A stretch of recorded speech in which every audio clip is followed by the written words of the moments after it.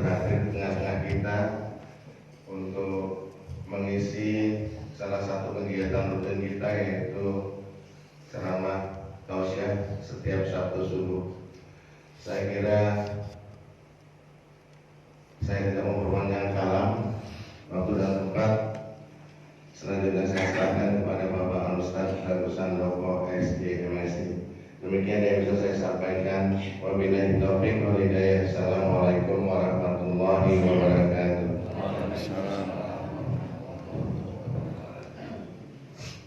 Bismillahirrahmanirrahim. Assalamualaikum warahmatullahi wabarakatuh. Innal hamdalillah alladzi an'ama 'ala kulli muslimin wal muslimat bi ni'matil Islam, bi ni'matil iman, bi ni'matil ukhuwah. Ahmaduhu subhanahu yad'u ila daris salam. Asyhadu an la ilaha illallah wahdahu la syarika lah. Iyyahu na'budu wa iyyahu nasta'in ya dzal jalali wal ikram.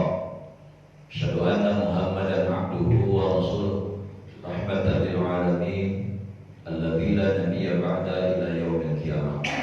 Allahumma shalli ala Muhammad wa ala alihi wa sahbihi rasulillahi ajma'in. Wallahu ta'ala fil Qur'anil azim. A'udzu billahi as-sami'il 'alim minasy syaithanir rajim.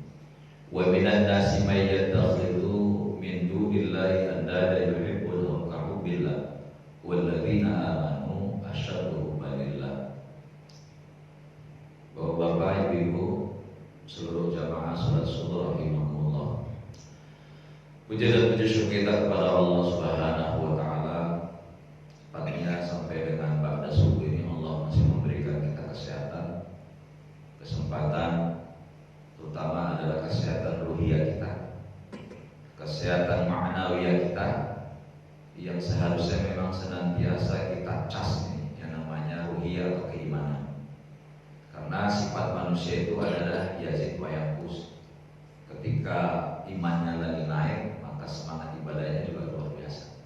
Tapi ketika lagi turun keimanannya, maka itu ada potensi untuk futur kita, untuk jauh dari agama Allah, untuk jauh dari ketaatan kepada Allah Subhanahu wa taala. Maka sholat 5 waktu tidak cukup untuk mengecas yang baik ruhiyah kita, maka butuh suplemen ruhiyah. Salah satu suplemen ruhiyah itu adalah mendengarkan atau mengkaji ayat-ayat Allah. Ya, jadi tidak cukup mengandalkan saya sudah sholat 5 waktu, tapi dia tidak mengisi ruhiyahnya tadi dengan kajian ayat-ayat Allah Subhanahu wa taala. Makanya jangan heran ada orang rajin 5 waktu bisa saja futur karena tidak diisi fikriyahnya dan ruhiyahnya dengan ilmu Allah Subhanahu wa taala. Alhamdulillah pada pagi hari ini kita sudah sama-sama melaksanakan sholat subuh dilanjutkan dengan tausiah atau kajian tentang keislaman. Salam dan salam pada Rasulullah Muhammad sallallahu alaihi wasallam. Semoga juga terlimpahkan kepada sahabat, kepada keluarga, serta orang-orang Islam, orang-orang beriman yang senantiasa ta'muruna bil ma'ruf wa yanhauna 'anil munkar. Jadi memang sekarang banyak orang hanya yang mengajak kepada ma'ruf, karena sulit kita mencegah kemungkaran karena tidak punya kekuasaan. Rasulullah mengatakan, "Marramikum munkar falyughayyirhu bi yadihi fa illam yastati' fa bil lisani fa illam yastati' fa bi qalbihi dzalika afdal iman." Kalau kalian sebuah kemungkaran, kejahatan, cegah dengan tangan. Artinya memang kalau punya kekuasaan, ya, kepala daerah atau kepolisian itu punya kekuasaan untuk mencegah. Kalau tak bisa kita sanggup, kita dengan lisan tidaklah. Paling hanya mereka saja ya kan Pak, menasihati. Itu kadang-kadang tak berani juga menasihati. Paling dalam hati saja. Ya, salah. Kata Rasulullah, dzalika afdal iman. Itu selama-lamanya iman. Ya. Bapak dan Ibu, jamaah salat subuh rahimakumullah. Banyak sekali ayat-ayat Al-Qur'an atau hadis yang membicarakan tentang karakteristik orang beriman. Banyak sekali. Misalnya di awal-awal surah Al-Baqarah, Allah ceritakan bagaimana orang beriman. Ya, alladzina yu'minuna bil ghaib wa yuqimuna yuqimus shalah sampai wabil akhirati hum yuqinun. Kemudian di surat Al-Mu'minun juga Allah ceritakan orang beriman itu adalah qad aflahal mu'minun alladzina hum fi sholatihim khashi'un walladzina 'anil lagwi mu'ridun, terus. Tapi jarang sekali Al-Quran menyentuh pada level ciri orang bertakwa. Allah yang mengatakan beriman. Ya, kalau beriman belum tentu dia bertakwa. Sehingga ada dalam sebuah buku yang ditulis oleh Kiai Haji Ali Al-Afifi. Judul bukunya adalah Ahlur Rahmah. Beliau mengungkapkan ya, yang dikutip dari Ali bin Abi Thalib ada 4 karakteristik yang harus muncul pada diri kita supaya kita dianggap sebagai orang yang bertakwa kepada Allah Subhanahu wa taala. Karena tahapan takwa ini harus melalui taat. Setelah taat baru takwa. Yang pertama apa? Yang pertama adalah al-khauf minal jalil. Jadi harus muncul pada diri kita al-khauf minal jalil. Apa itu al-khauf minal jalil? Takut kepada Allah yang Maha Agung. Sehingga rasa takut ini memunculkan rasa kecintaan kita kepada Allah. Ya. Kita merasa bahwa Allah itu muraqabah, mengawasi kita dimanapun kita berada. Ya. Jadi tak boleh kita hanya membawa Islam, keimanan kita hanya di masjid saja. Ketika lagi di kantor korupsi, ketika lagi di pasar kita tidak menimbang dengan seadil-adilnya timbangan itu. Atau ketika jadi karyawan yang nggak bagus bekerjanya, tapi kita merasa bahwa dimanapun kita berada Allah di situ ada. Sehingga kita merasa bahwa Allah ini Maha Agung, harus kita takuti. Sehingga muncul rasa kecintaan yang benar kepada Allah Subhanahu wa taala. Jadi kaitan kecintaan ini ada juga manusia yang lebih mencintai yang lainnya, mengalahkan cintanya kepada Allah. Mungkin dia bisa lebih cinta kepada pekerjaannya, lebih cinta bisnisnya, takut ditutup rugi daripada sholat, atau takut meninggalkan rumahnya besar. Ya. Wa minan nasi may yattakhidhu min dunillahi andada yuhibbunahum ka hubbillah. Dalam Al-Quran surah Al-Baqarah ayat 165. Di antara manusia kata Allah, kalau kata bahasa di antara itu berarti sedikit, tidak banyak. Kalau di antara 10 orang itu berarti kalau di antara paling 1 atau 2. Ya tidak sedikit. Wa minan nasi may yattakhidhu min dunillahi ayyuhibbul kahubbillah. Di antara manusia ada orang-orang yang dia mencintai yang lainnya, mengalahkan cintanya sama Allah. Ada lebih cinta dia mungkin pekerjaannya. Nantilah sholatnya itu belakangan aja lah, selesaikan dulu pekerjaannya. Nantilah dulu nonton sinetron dulu, ya. Nantilah dulu sholatnya, tutup kedainya nanti saja. Jadi ada orang-orang yang memang tidak sadar bahwa dia sudah mengambil ilah yang lain, Tuhan-Tuhan yang lain, mengalahkan Tuhannya pada Allah. Kata Imam Al-Ghazali, batas ya antara keimanan dengan kemusyrikan itu sangat tipis, lebih tipis dari kulit bawang. Kadang-kadang kita tidak sadar masuk kepada area kemusyrikan.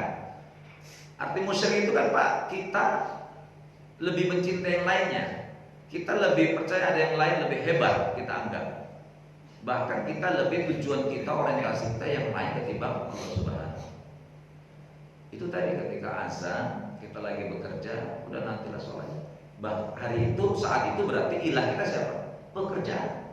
Makanya konsep la ilaha illallah, tiada ilah yang disembah kecuali Allah. Berarti ilah itu banyak. Jangan dianggap ilah itu sepele kita. Hanya Allah, aku kan tetap Allah Tuhanku. Tapi perilaku kita tidak menunjukkan bahwa Allah itu yang kita jadikan asyaddu hubbalillah. Di ayat itu disebut walladzina amanu asyaddu hubbalillah. Tapi orang-orang beriman itu asyaddu hubbalillah. Kecintaan sama Allah teramat sangat. Kepingin selalu dia ketemu dengan komunikasi dengan Allah. Belum waktu azan pun ditunggu ya di masjid. Belum azan dilihatnya jam berapa ini, dia menanti gitu. Karena kecintaannya itu. Nah ini yang saya bilang pada level kita kadang-kadang di area kemusyrikan tanpa sadar ya. Kemudian kita balik lagi kepada area keimanan. Jadi ini hati-hati bermain di dua area ini. Karena kemusyrikan itu sangat tipis sekali batasnya, jaraknya dengan kepada keimanan. Ya. Kemudian Al-Khauf minal Jalil mengajarkan kita bahwa kita harus meluruskan orientasi hidup. Tujuan hidup harus diluruskan. Makanya sekarang ada satu penyakit yang ini orang-orang level menengah ke atas penyakitnya. Penyakit empty value, kehilangan nilai. Tak tahu lagi dia orientasi hidup itu. Ya, tujuan hidupnya. Dia merasa kesepian di banyak orang. Sehingga ini kadang-kadang muncul orang yang bunuh diri karena kehilangan nilai tadi. Padahal kita selalu membacakan kan, inna sholati ya kan, wa nusuki wa mahyaya wa mamati lillahi rabbil alamin. Dalam Al-Qur'an surah Al-An'am ayat 162, kul inna sholati. Katakanlah sesungguhnya sholat, wa nusuki ibadah, wa mahyaya hidup, wa mamati matiku lillahi rabbil alamin. Kalau kita terjemahkan ke dalam bahasa ikrar, itu adalah sumpah kita sama Allah. Itu adalah janji kita sama Allah. Itu adalah pengakuan kita kepada Allah. Makanya itu disebut al-qasam, sumpah, al-iqrar, al-mithaq, janji. Coba kita hayati. Inna sholati wa nusuki wa mahyaya wa mamati lillahi rabbil alamin. Sesungguhnya ya Allah, sholatku, ibadahku, hidupku, matiku hanya untukmu, Tuhan semesta alam. Kira-kira kalau inilah bahasa orientasinya, tak ada yang lain tujuan kita hidup. Walaupun kita jadi pejabat, tetap membawa nilai-nilai Allah. Walaupun jadi pengusaha, tetap dibawa. Walaupun kita jadi guru, tetap kita bawa nilai-nilai ilahi. Ini yang sering kita kehilangan orientasi hidup. Ya dia sholat, ya, tapi kehilangan orientasi hidup. Ini hati-hati juga. Karena ini penyakit di level menengah ke atas. Bahkan ada di tahun berapa itu 2000 awal ada seorang profesor orang Indonesia yang mati bunuh diri, gantung diri. Setelah di cross check ternyata di meja belajarnya itu atau meja kerjanya ada tulisan-tulisan mengindikasikan bahwa dia itu bingung. Dia sudah sampai kepada puncaknya. Hati-hati orang yang sudah sampai ke puncaknya. Ekonominya sudah mapan. Anaknya sudah berhasil, ya, sehingga orang-orang yang biasanya sudah menjelang tua, kalau dia tidak dekat masjid, ini hati-hati. Syukur-syukur juga ada pensiun dekat di masjid, ya Pak ya. Masih mending lah daripada ada pensiun pun tak dekat dari masjid, ya. Alhamdulillah juga kalau masih muda Pak. Tapi kalau saya tengok nih, anak mudanya sedikit ke masjid. Nah ini PR kita Pak. Jadi sunnah itu bukan saja hal-hal yang sifatnya misalnya melihara jenggot, tidak, tapi menyiapkan generasi itu adalah sunnah. Kalau saya jadi BK atau dari penasihat masjid itu saya bilang anak muda di sisi. Ini adalah generasi kita. Khutbah Jumat pun anak-anak muda yang sudah baru sarjana kita sisir.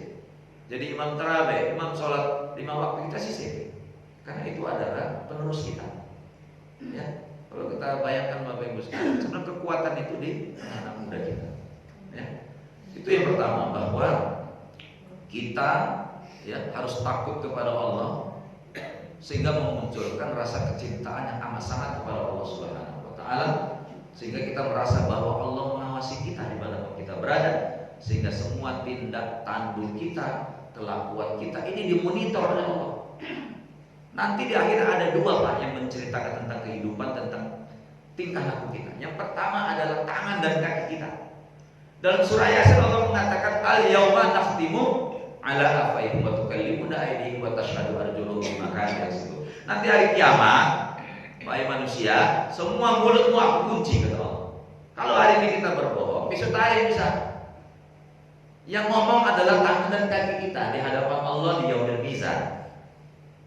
Pertanyaannya, kapan kita tidak bawa kaki dan tangan? Kemana pun kita berjalan, berada kita bawa. Sehingga nanti menceritakan tentang cerita-cerita kita adalah tangan dan kaki. Yang kedua, yauma idzin tuhadditsu akhbar. Bumi tempat kita berpijak ini nanti akan cerita tentang kita. Makanya disunahkan kalau sholat itu pindah ya Pak. Ini wajibnya geser ya kan sholat sunnahnya. Untuk apa? Supaya jadi saksi di bumi. Tempat kita sujud, tempat kita berpijak. Maka kita disunahkan berpindah walaupun bergeser sedikit. Jadi yauma idzin tuhadditsu akhbar, dia akan menceritakan tentang cerita-cerita kita.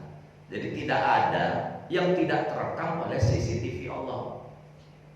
Itu Allah punya teknologi. Kalau dulu belum ada CCTV, Allah sudah punya CCTV. Ini ada CCTV, Pak.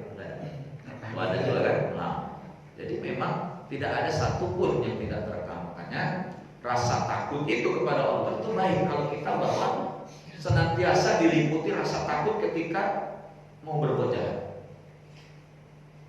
Kalau sudah tidak ada rasa takut berarti jauh dari ketakwaan. Takut pun tak ada dia berbuat dosa. Dia tahu itu salah tapi tetap dilakukan. Ya kita ini kan tahu kan apa yang berbuat salah itu tahu tapi tetap kita kerjakan. Tapi kalau muncullah di dalam diri kita bahwa rasa takut luar biasa kepada Allah, ya, takut berbuat kejahatan, takut berbuat dosa, itu salah satu indikasi orang yang menuju kepada ketakwaan kepada Allah Subhanahu. Bapak dan Ibu rahimahullah. Kemudian yang kedua, wal isti'dadul yaumir rahil. Jadi orang bertakwa itu orang yang sudah mempersiapkan, ya, sudah mempersiapkan kehidupan akhiratnya. Jadi kita bisa lihat ada orang yang sibuk merancang kurikulum kehidupan dunia. Disibukkan ya tentang anaknya, kok nanti sekolah di sini, sekolah nanti kok kerja di sini. Dia pun merancang kehidupan dunianya dengan kurikulumnya. Nanti setelah ini aku begini, aku punya ini dan sebagainya. Seharusnya kita juga merancang kehidupan akhirat kita. Seimbang, tawazun. Apa nggak kepingin kita kumpul sama keluarga lagi di surga? Kan kepingin. Kita rancang buat kurikulumnya. Nanti sekolah ini anakku tamat SD harus sudah bisa baca Quran. Tamat SMP dia harus punya hafalan sekian juz. Tamat SMA dia harus sholatnya sudah rajin ke masjid, laki-laki dan sebagainya. Itu merancang. Ketika dia kuliah dia menjadi orang yang memang sudah takut kepada Allah, orang soleh. Harus dirancang ini semua. Karena bapak-bapak tanggung jawab kepada keluarga itu yang pertama ditanya adalah bapaknya, bukan maknya. Pendidikan itu juga bapaknya. Ya, tak ada maknya dulu, bapaknya dulu. Makanya kalau dalam Al-Quran kalau mau kita cek, ya, itu yang menjadi motor nomor satu keluarga itu adalah bapak. Contoh misalnya Ibrahim alaihissalam, ya, dia yang mengasuh betul anaknya. Walaupun kita kadang-kadang aku udah capek cari duit kerja, kau lah sampai anak sedang begitu memang kalau bapak-bapak. Luqman yang dalam Al-Quran dia yang mengasuh anaknya benar, ya. Sehingga memang persiapan akhirat itu penting. Jadi kalau ada orang yang sibuk dengan dunia saja, bisnisnya, pekerjaannya saja, tapi tidak memperhatikan aspek ukhrawi, tidak disiapkanlah, itu jauh daripada ketakwaan.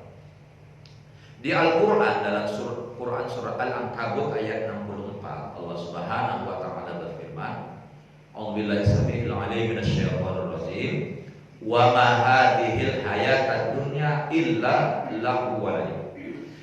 Jadi kehidupan dunia ini kata Allah, illa lahu wa la'ib, seperti main-main dan sedekah saja. Pak, kalau pengertian main-main berarti tahu saya serius-serius sekali. Bukan ini tujuan kita. Macam sendaguro aja. Kalau orang sendaguro itu kelakar habis itu selesai. Sesaatnya. Kalau sering kita bilang tak terasa udah tua, kan gitu Pak ya. Tak terasa udah punya cucu. Itu bahasa-bahasa gitu. Itulah dunia kan. Jadi dunia hanya main-main dan sendaguro. Bukan itu tujuan kita. Wa inna daral akhirah la hiyal hayat. Kehidupanmu yang sebenarnya itu adalah kehidupan akhirat.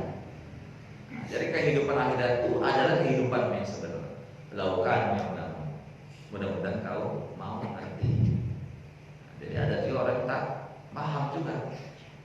Makanya Bapak dan Ibu, kenikmatan dunia tidak pernah Allah sebut dengan nikmat di Al-Quran. Tidak ada kata-kata nikmat. Dicek. Allah menyebutnya dengan bahasa mata. Tidak nikmat tapi mata, terkait dengan kesenangan dunia. Apa itu mata? Mata itu secara pengertian ya yatamatta'u bihil insan tsumma yazulu qalilan qalilan. Sesuatu yang sangat disukai oleh manusia. Kita suka kan Pak, punya rumah besar, punya jabatan, punya uang banyak, suka ya? Punya anak kita yang berhasil, ya kan? Tsumma yazulu qalilan qalilan. Tapi sedikit-sedikit itu akan hilang, akan akan berkurang. Itulah mata tadi. Kalau kita ganteng dulu, lama-lama udah tua keriput juga. Kalau dulu kaya bisa miskin. Kalau sehat bisa sakit. Kalau punya jabatan bisa habis jabatannya. Itulah disebut oleh Allah mata, kesenangan dunia. Tidak Allah sebut nikmat. Kau punya jabatan itu nikmat. Kau punya anak nikmat. Kau punya uang nikmat. Tidak. Tapi Allah sebut dengan mata. Ada banyak ayat. Misalnya ada ayat ad-dunya illa mata'ul ghurur. Dunia itu adalah kesenangan yang menipu. Jadi mata, bukan nikmatul ghurur. Tidak ada bahasa nikmat, tapi mata'ul ghurur. Dunia itu kesenangan yang menipu. Ad-dunya illa mata'ul khair. Dunia itu kesenangan yang sedikit. Jadi orang-orang beriman, orang-orang yang orientasinya adalah Allah dan akhirat, maka dia memperhatikan persiapannya menuju akhirat. Ya Pak, nanti akan ditanya semua. Kita ini sekarang kan lagi mengumpulkan investasi akhirat dengan cara beramal, ya, dengan cara beribadah dan berbuat baik saja. Karena Allah menyuruh gitu memang. Ya ayyuhalladzina amanu taqullaha wa tanzur nafsun ma qaddamat lighad wattaqullaha innallaha khabirun bima ta'malun. Hai orang beriman, bertakwalah kalian sama Allah. Dan masing-masing kalian coba kalian perhatikan. Sudah berapa banyak persiapan kalian, bekal kalian dalam rangka menghadapi kematian dan akhiratmu. Wattaqullaha, dan bertakwalah kepada Allah. Innallaha khabirun bima ta'malun. Sesungguhnya Allah mengetahui apa-apa yang kalian kerjakan. Jadi ini kan kita suruh mengevaluasi, ya, sudah seberapa banyak, karena memang kita hidup dan mati ini untuk berbuat amal baik. Alladzi khalaqal mauta wal hayata liyabluwakum ayyukum ahsanu amala. Kau kuhidupkan dan kumatikan, tak lain dan tak bukan, kata Allah. Hanya apa? Ahsanu amala. Berbuatlah amal-amalan yang terbaik. Buatlah investasi akhirat yang terbaik. Kalau kita punya harta, harta harus dibawa mati. Jadi ada bahasa harta harus dibawa mati bagaimana? Bukan kita harta itu ditanam sama orangnya, tapi kita punya harta, kita gunakan di jalan Allah, kita bantu orang lain, kita berbuat baik, sehingga inilah disebut sebagai amal jariah yang kalau kita sudah mati terus mengalir kebaikan dan pahalanya. Kadang-kadang kita sudah tua, sudah dibagi warisan, masih ada dua harta, yang ngapain? Kalau mati malah jadi berantem anak-anaknya. Kita dermakan di jalan Allah, kita bantu orang lain. Ya, dari kondisi pandemi hari ini, itu banyak orang susah juga. Saya ada membuat satu pilot project di desa saya Mencirim. Kegiatannya itu namanya Gerakan Umat Peduli Desa. Ya, di Mencirim. Saya pilot projectnya di sana. Ada masjid juga yang membuat itu. Skopnya masjid lebih mudah daripada ngatur desa, kan Pak, luas kan.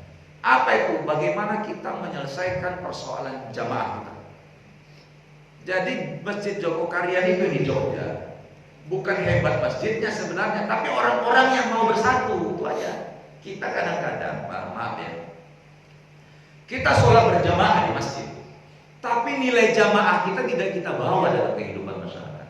Waktu keluar dari pintu, kita urus ya urusan masing-masing. Kau yang susah-susah, senang-senang. Enggak begitu Islam mengajar. Jadi nilai jamaah itu harus kita bawa dalam kehidupan. Artinya apa? Kita data ini masyarakat kita sekitar jamaah kita. Siapa masyarakatnya miskin, yang nyekolahkan anaknya juga ada kesulitan. Siapa masyarakat tidak punya BPJS kesehatan, karena tidak sanggup dia bayar. Masjid harus bisa menjadi solusi. Ini pada proyek saya di desa Mencirim. Kalau masjid sudah ada di Masjid Tani Asli itu, ada Masjid Nurul Iman membuat proyek. Untuk apa uangnya? Kayak celengan aja Pak, taruh di rumah-rumah. Gerakan 1000 sehari, gerakan 2000 sehari, itu kan 1000 itu sepele. Pulang itu belanja dari 1000-2000 masukkan tiap hari. Dikumpul, dibayarkan Bu, kalau semua konsisten 1000 aja lah. Kalau orang kaya nggak mungkin 30.000, kalau ada 1000 kakak 30 juta satu bulan. Satu tahun 360 juta kita bisa berbuat untuk masyarakat. Jadi Islam ini memang indah ya, menjadi solusi. Jadi kita punya PR besar sebenarnya. Jadi jangan kita jadi penonton saja hari ini memang. Saya sekarang mengkampanyekan masjid, silakan punya peran yang hebat. Terutama untuk jamaah ya Pak, untuk jamaah. Di data jamaah, mungkin jamaah yang nggak ke masjid itu memang dia susah miskin. Kita sentuh dengan kita kasih santunan, mungkin dia mau ke masjid. Jadi hal seperti ini sangat jarang dilakukan oleh ustaz-ustaz. Kalau saya lebih kepada praktisnya, bagaimana masjid ya umat Islam ini memang sebagai solusi. Ya, kita bisa lakukan itu. Kalau ini saya mencari itu kita duitnya mau beli ambulan gratis, kita mau buat klinik gratis, masyarakat silakan berobat, pray. Kita mau menyantuni duafa, fakir miskin, memberikan BPJS sama orang yang tidak punya BPJS, dibayar family sekeluarga, kita akan bayar itu, kita bantu UKM yang kecil-kecil itu. Jadi sampai ke sana. Ini saya bilang sama pengurusnya, bukan saja berdonasi orang-orang situ, Pak, tapi orang Medan pun ikut. Pak, minta rekeningnya Pak. Subhanallah. Mungkin orang luar negeri, makanya sekarang kan lagi zamannya ini medsos ini. Munculkan dari kebaikan-kebaikan, bukan dia, tapi syiar. Supaya mungkin orang mau beramal, mungkin orang mau ikut juga berkontribusi. Jadi masjid kita memang secara fisik udah baik lah saya pikirnya. Kita sudah mulai masuk kepada STM orang hidup. Karena kita kan ada STM Pak ya di kampung, tapi STM untuk orang mati biasa. Udah mati, kafannya sudah. Habis itu kita tidak pernah peduli anaknya kayak mana ke sekolahnya, istrinya kayak mana tuh makannya kira-kira. Itu nggak pernah kita pikirkan. Jadi bagaimana ya wal istidalul marhum tadi mempersiapkan akhirat, kita mau sama-sama masuk surga satu jemaah. Kita mau buat amal jariah secara kolegial. Ya, kita kepingin. Makanya buatlah terobosan masjid difungsikan perannya secara optimal. Nanti kalau perlu saya percaya tentang masjid tadi, silakan, saya siap. Bagaimana program itu mau kita buat? Kalau di sini kan luar biasa ya, masyarakatnya padat Pak ya. Padat saya pikir. Kalau di Menciri itu kakaknya 5.900 Pak. Saya bilang 3.500 ada ikut partisipasi. Saya bilang 1 bulan 105 juta sih. Bisa lebih. 1 tahun mengalahkan dana desa. Dan desa berapa lagi kan itu bisa kita berbuat banyak. Bahkan bisa buat rumah sakit milik siapa? Milik masyarakat, bukan pemerintah desa. Jadi Bapak dan Ibu rahimahullah, marilah kita mempersiapkan kehidupan akhirat. Kalau punya harta dibawa mati. Kalau kita punya umur kita bawa mati. Ya, kita berbuat baik. Kita ini kan sebenarnya harus mengukir sejarah hidup. Kalau Ibrahim punya sejarah dengan Ka'bah, ya, Nabi Musa punya sejarah dengan bagaimana mengalahkan Firaun. Ya, apalagi Rasulullah. Sejarah kita apa untuk kampung kita ini? Sehingga dikenal nanti sama anak-anak cucu-cucu kita. Buatlah terobosan, buatlah fungsi sosial untuk masjid kita ini. Buatlah gerakan-gerakan jamaah ini, ya, supaya bisa membantu jamaah yang lain. Itu bisa Pak. Uang 1.000 kecil, tapi kalau kita rame-rame itu sangat bermanfaat jadi besar. Sapu lidi kalau satu aja lidinya, tak ada manfaatnya Pak. Paling untuk mencut apa ya? Tapi kalau ada 100 sapu lidi, kita kumpulin lidinya itu sehingga kita ikat. Jangankan cuman sampah ya kan, batu kerikil pun diangkat tergeser sama sapu lidi. Itulah filosofi. Makanya Islamnya harus menjadi solusi. Kemudian yang ketiga, kepada rahmatullah, wal amalu bitanzil. Orang-orang bertakwa itu mengamalkan Al-Quran. Jadi dikatakan beriman kepada Al-Quran yang pertama at-tilawatihi, mau membacanya dulu. Ya, mau membaca Al-Quran saja itu syarat pertama. Jadi membaca Al-Quran itu Allah suka kalau beramal sedikit tapi istimror, terus continue. Kalau bersedekah 1.000 ada tiap hari, daripada bersedekah 100.000 tapi pray 6 bulan. Allah nggak suka. Baca Quran walaupun 1 ayat tapi setiap hari, apalagi bisa 1 lembar, bisa 1 juz, daripada sekali baca 1 juz pray 11 bulan ya Bu. Bulan Ramadan kan, ibu Ramadan kan hebat nih kalau baca Quran. Tapi habis itu udah mulai malam ke-20-an, udah khatam ya kan, udah tak baca Quran. Ya Allah tidak suka. Allah suka beribadah itu sedikit tapi istimror, ya, rutin dan terus. Sehingga memang wal amalu bitanzil ini selain membaca Al-Quran, yang kedua mau at-tadabbur, mau memahami isinya. Bagaimana kita mau mempraktekannya kalau tak tahu isinya kira-kira? Jadi Allah, Rasulullah disebut oleh istilahnya seperti Al-Quran berjalan. Karena nilai-nilai di dalam Al-Quran sudah dipraktekkan pada kehidupan Rasulullah, baik secara pribadi ataupun secara berjamaah. Yang ketiga tadi al-amal, mengamalkan Al-Quran, membaca, memahami, dan mengamalkan. Jadi misalnya ada ayat wa ta'awanu 'alal birri wat taqwa wa la ta'awanu 'alal itsmi wal 'udwan. Jadi ini ayat ini bukan cuma menghiasi di dalam pikiran kita dalam Al-Quran, ya, dan bertolong-tolonglah kalian dalam berbuat kebaikan, dan jangan kalian bertolong-tolong dalam berbuat dosa. Jadi ayat ini seruan, perintah sebenarnya Pak, perintah. Berbuat baik itu apa banyak? Berbuat baik bukan hanya nyuruh orang ke masjid sholat, tidak. Tapi banyak. Islam ini kan, kalau kita lihat sejarah bagaimana Rasulullah membangun Islam ini, ya, Rasulullah pernah diembargo 3 tahun di Mekah. Kondisi kita sekarang lagi kesulitan ini, pandemi, akibat pandemi ini muncul krisis moneter, krisis ekonomi, krisis sosial terutama, banyak kejahatan, kemudian krisis politik, orang nggak percaya sama pemimpin lagi kan Pak, yang hoax ini dan lain sebagainya. Sehingga ini juga pernah terjadi di zaman Rasulullah. Rasulullah pernah 3 tahun diembargo, tidak bisa masuk makanan dari luar, tak bisa masuk sumber daya manusia dari luar. 3 tahun Rasulullah mengalami kesulitan. Itu sebelum hijrah Rasulullah. Setelah 3 tahun maka ada perintah hijrah. Setelah dari kota Makkah ke Yastrib atau kota Madinah. Perjalanan hijrah Rasulullah, ketika dia melewati kampung namanya Kuba, dibuatlah masjid kan Pak. Yang pertama dibangun masjid. Jadi masjid ini adalah sebenarnya sentral dari semua aktivitas umat Islam. Kita jangan tabu masjid itu untuk cuma sholat saja, tidak, jangan. Fungsikan masjid ini juga punya fungsi sosial. Itu yang saya katakan tadi, menyelesaikan persoalan-persoalan masyarakat, kemiskinan, ya, pengangguran, anak yatim, anak tak bisa sekolah. Kemudian fungsi ekonomi masjid ini, kalau bisa potensi ekonomi saya bisa digali baik, buat kios-kios, jemaah bisa jualan, bagi hasil, silakan, tidak dilarang. Makanya ketika Rasulullah sampai di Madinah, dia buat masjid, setelah masjid dibangun adalah pasar.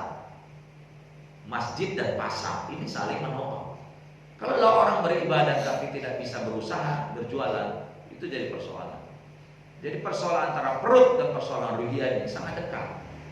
Ya, jangan sampai orang susah cari duit, sholat pun dia jadi malas, sehingga menjadi kufur, ya, akhirnya bisa menjadi kafir.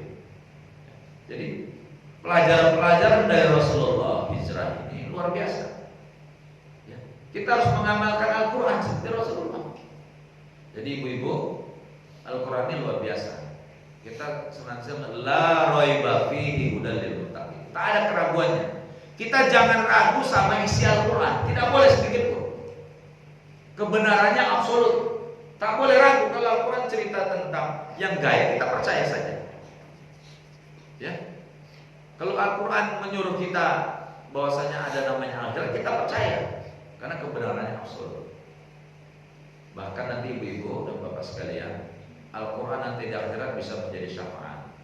Nanti dia akan berbicara di hadapan Allah dalam sebuah hadis qudsi, ya, dikatakan nanti ketika di hari kiamat, di akhirat kelak, Al-Quran ini akan berkata di hadapan Allah, ya Allah, dulu si fulan ini sudah membaca Al-Quran, menghabiskan waktunya, maka beri dia syafaat. Jadi bukan hanya Rasulullah saja bisa beri, tapi Al-Quran yang kita baca bisa. Kemudian apa lagi? Anak yang belajar Al-Quran, membaca dan mengamal serta menghafal Al-Quran, ini akan bisa memberikan mahkota dari cahaya kepada kedua orang tua. Jadi kalau Bapak Ibu sekalian mau diberi mahkota di akhirat, anak suruh belajar Al-Quran, bahkan menghafal Al-Quran. Bahkan keistimewaan menghafal Al-Quran itu adalah bisa memberikan syafaat kepada 10 orang keluarganya yang sudah divonis oleh Allah masuk neraka. Itu hadisnya Sahih Bukhari. Bayangkan Pak, si A sudah divonis Allah di neraka, anaknya ahli Quran, menghafal Al-Quran, maka anaknya bisa memberi syafaat 10 orang keluarga. Mama, bapak, adik, abang, om, tante, kakek, nenek itu bisa. Maka sekarang kalau bapak tak punya anak kecil, cucu yang suruh belajar Al-Quran. Sekolah-sekolah juga banyak sekarang, sekolah-sekolah yang sudah ada tahfiz Quran. Kalau tak sekolah tahfiz, dia siangnya pulang sekolah suruh dia menghafal Al-Quran dan belajar Quran. Anak ibu-ibu yang masih punya anak kecil, anaknya kesempatan. Jadi kalau bisa ada satu anak cucu kita yang nanti menolong kita di akhirat, penghafal Al-Quran. Jadi anak saya tiga saya suruh menghafal Al-Quran. Yang nomor 1 sudah menyelesaikan 30 juz, nomor 2, nomor 3 masih. Saya bawa dan saya itu yang 2 istri saya. Saya kalau jalan-jalan saya anggap rekreasi, kajian subuh, arisan itu kami anggap rekreasi. Ya. Jadi kita jangan hanya kepada anak itu, udah yang penting dia sholat. Tapi bagaimana anak kita lah sebagai aset terbesar. Anak kita lah nanti sebagai penolong kita, Pak. Ya. Untuk apa anak kita kaya? Kalau tak bisa nolong, Pak. Tapi anak kita penghafal Al-Quran. Udah jelas Allah Rasulullah mengatakan nanti dia akan diberikan wewenang memberikan syafaat kepada 10 keluarganya, Pak. Makanya kalau bapak punya cucu lagi belajar Quran, hafal sudah hafiz, nanti kakek kocaria di akhiratnya, nenek, ya nanti tolong dibantu. Itu hadisnya jelas soal ya. Bapak Ibu Rasulullah, kemudian yang terakhir yang keempat, waridho bil qalil. Orang-orang yang bertakwa itu adalah ridho bil qalil.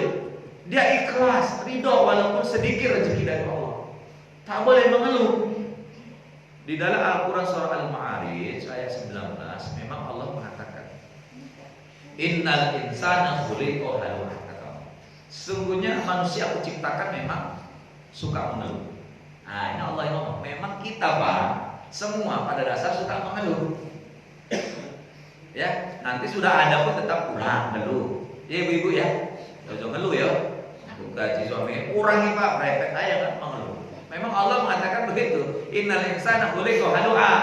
Sungguhnya manusia diciptakan itu memang suka mengeluh. Idza masahul syar jazua. Ketika dia diberi kesulitan, mungkin ekonomi lagi sulit atau yang lain-lainnya, dia jazuan, ya keluh kesah juga, mengeluh juga katanya.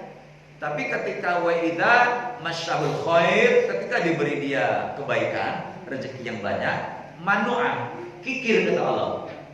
Nah, sering sekarang begitu kan, waktu susah ngeluh, udah disenangkan oleh Allah, pelit, kikir. Ini yang mau siapa Allah?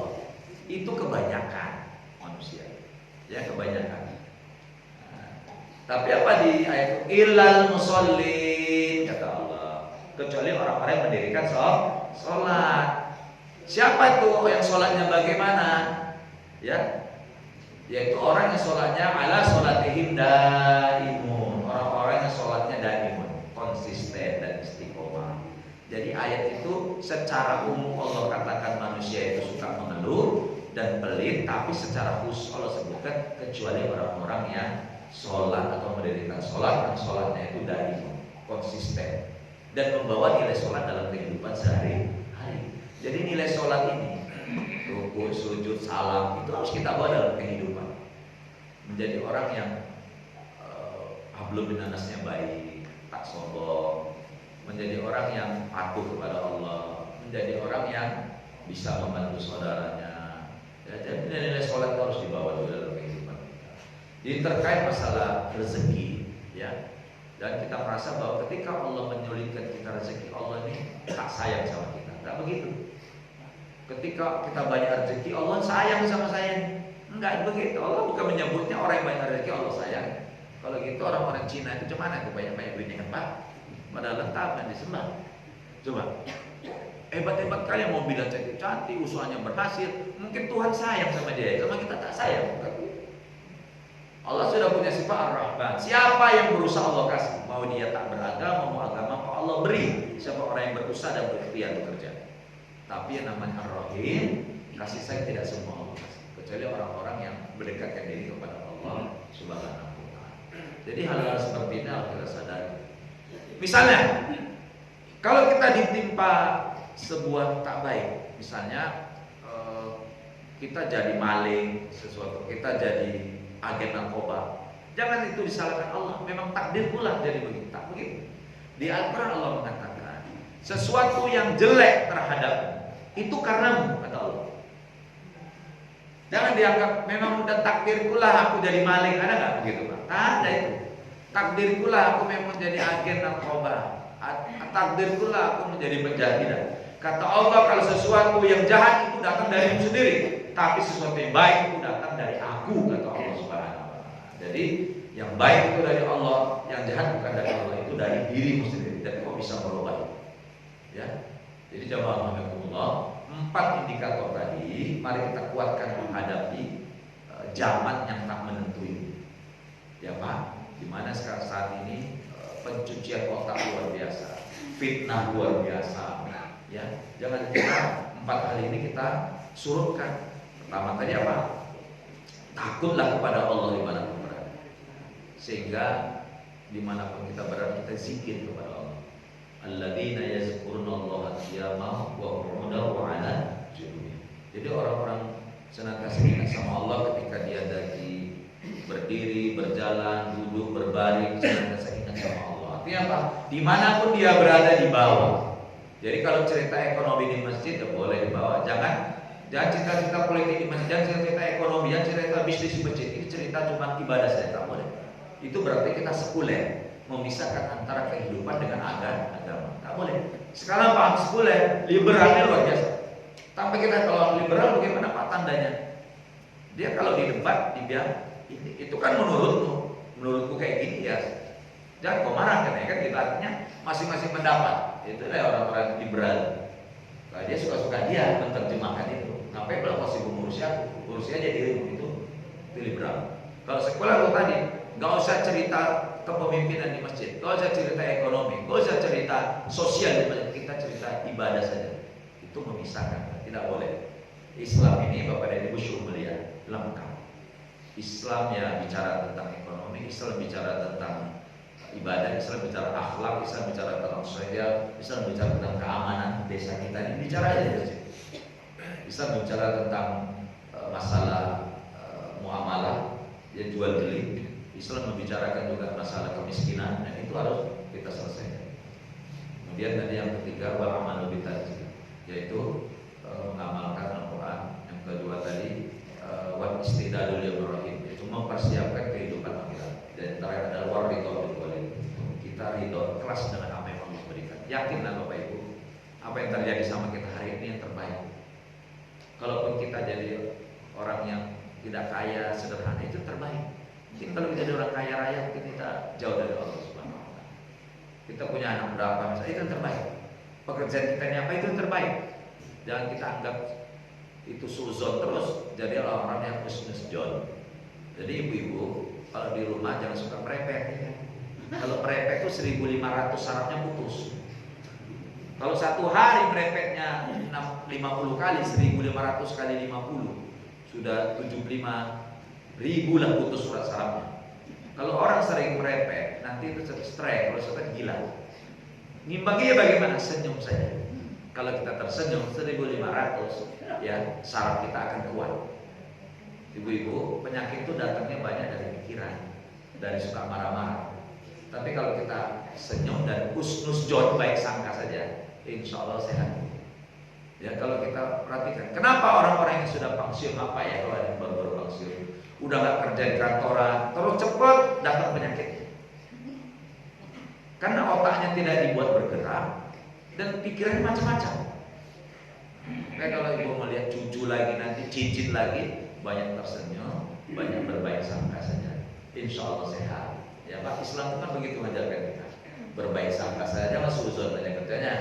Sama pengurus masjid suzon, sama pemerintah suzon, ya kan? Boleh kita, itu jangan fitnah jadinya ya. Demikian mungkin kajian kita pada pagi hari ini. Setelah pada subuh mudah-mudahan bermanfaat untuk saya dan kita semua. Dan mari kita terus persiapkan bekal kita menghadapi Allah Subhanahu wa taala. Kematian tidak tahu kapan datangnya. Subhanallahumma wa bihamdika asyhadu an la ilaha illa anta astaghfiruka wa atubu ilaik. Wassalamualaikum warahmatullahi wabarakatuh.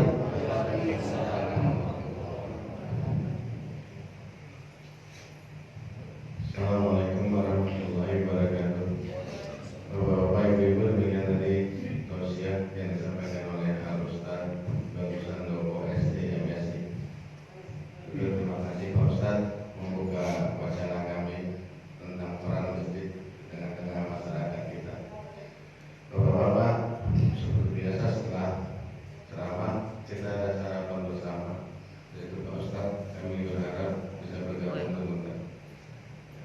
Demikian